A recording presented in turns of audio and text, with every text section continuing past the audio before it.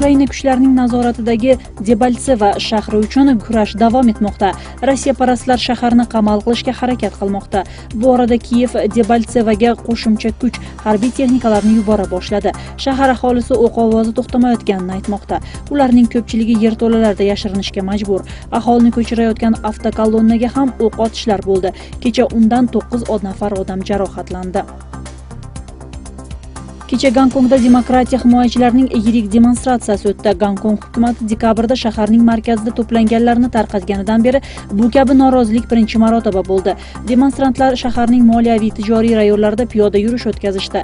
Namoyishga 3000 ga yaqin odam ishtirok etsa, ularning 2000 ga yaqini politsiya xodimlari kuzatib bordi. Namoyish ishtirokchilari norozilik ramziga aylangan sariq rangdagi soyabonlarni va biz barchaga tegishli saylov huquqini talab qilamiz degan shiorlarni ushlab turishdi. Gonkongning ma'muriyati 2017-yili to'g'ri saylashni talab qilgan xalq muddatsiz namoyishlarni o'tgan yilning sentyabrida boshlashgan. Xitoy hukumati Gonkong rahbariyatiga nomzodlar rasmiy Bejingdan ko'rsatilsagina to'g'ri saylovga ruxsat berishni aytib keladi. Yaponiya Islom davlati radikal guruhi internetda e'lon qilgan video tasmadan xavotir olayotganini bildirdi. O'lkaning premyer ministri Shinzo Abe Yaponiya terroristlariga bo'ysunmasin.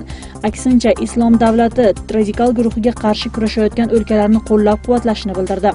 AQSh prezidenti Barak Obama yapon jurnalistlarining o'ldirilishini vahshiylik deb atab, Yaqin Sharqda tinchlik o'rnatishni qo'llagan yapon hukumatiga minnatdorchilik bildirdi. Kecha Islom davlati radikal guruhi internetga video tasma joylashtirib, undagi o'ldirilgan odam yapon jurnalisti Kenzi Goto ekanini bildirgan. Kenzi Goto 1967-yili tug'ilgan. U video jurnalist qatori taniqli 1996-yili Independent Press nomli xususiy prodyuserlik kompaniyasini ochgan. Goto 2014-yilning oktyabrida garovga olingan. U o'sha vaqtda yarim yil avval garovga olingan Yukavuni ozod qilish uchun sudyaga borgan.